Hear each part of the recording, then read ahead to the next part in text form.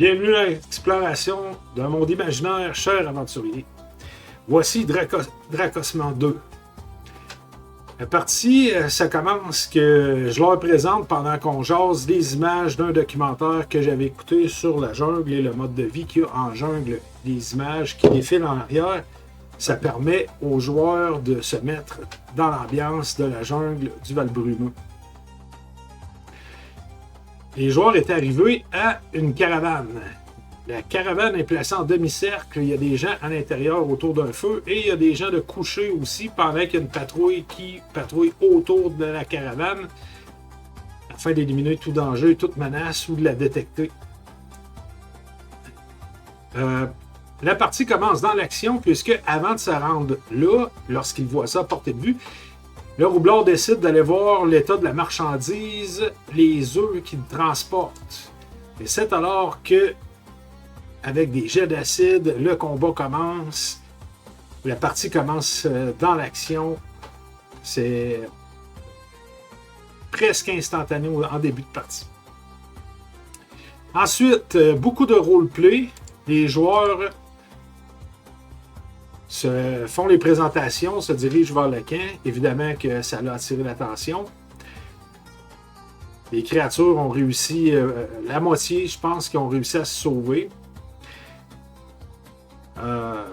Si vous êtes capable d'identifier la créature en tant que telle, laissez-les dans la fosse plus bas.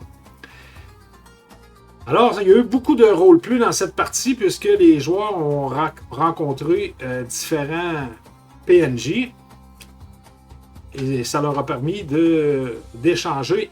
Et eux venaient de traverser, cette caravane traversait le Val-Brumeux en direction de Cormul, avec 9 mois de retard.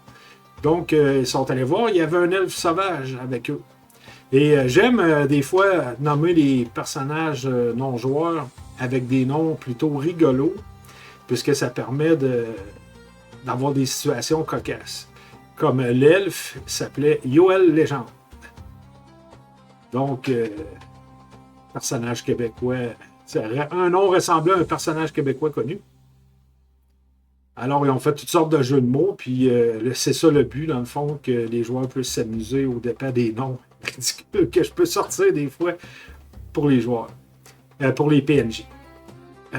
Ça leur a permis d'apprendre toutes sortes d'informations sur ce qu'ils allaient rencontrer comme danger, et même d'engager Yoel Légende afin de les escorter. Mais là, ils leur parlent qu'ils ont trouvé une carte de Talornesh, les ruines de Talornesh dans la Val-Brumeux.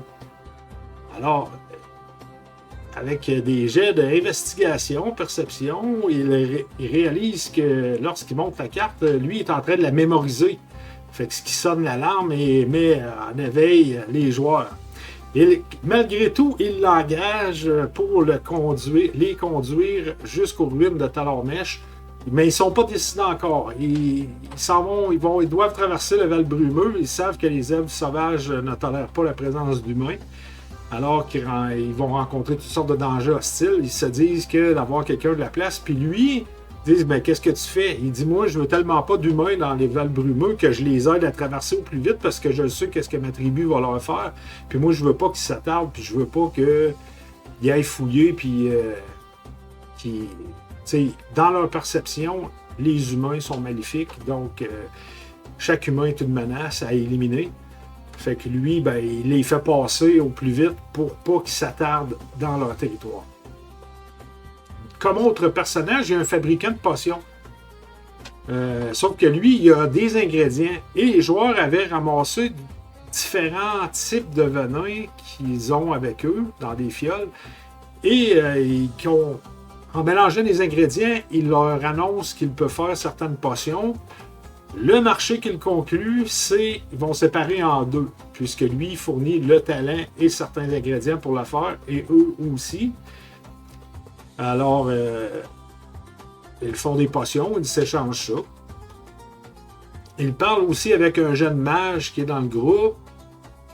Différents acteurs du groupe, et ils prennent le pouls un peu de ce qu'ils vont avoir à vivre en tant qu'aventuriers dans les prochaines parties. Ou dans la prochaine partie, entre autres. Plus loin, le lendemain matin, ils partent, ils ont avec eux Yoel Légende, l'elfe sauvage rôdeur. Le groupe est au complet. Et ils s'en vont. Là, on perd un joueur parce que lui devait quitter. Fait qu'il se retrouve 4 en compagnie de Yoel Légende. Et ils partent. Et plus loin, ils affrontent un combat contre des guêpes géantes. Et pour la première fois, j'ai un joueur qui triche. C'est-à-dire que pendant qu'on joue, il est allé voir les statistiques des guêpes géantes pour savoir leur point faible et puis il l'a mentionné. Donc, c'est la première fois que ça arrive dans une partie. Vous, comment vous réagissez? Est-ce que ça vous est déjà arrivé? Laissez-moi votre expérience avec ça dans la fosse. Et je l'avertis de ne pas faire ça, puisque je pouvais facilement changer avec des monstres que personne ne connaît, puis des inventions, puis les faire moi-même. Le pouvoir d'un maître est illimité, en fait, de création d'adversaires. Alors, quand ils affrontent des créatures, un ours ou toutes sortes de bêtes sauvages, je veux pas qu'ils commencent à aller voir les statistiques puis essayer de trouver des tactiques par rapport à faire du méta, dans le fond. Fait que la suite, prochainement.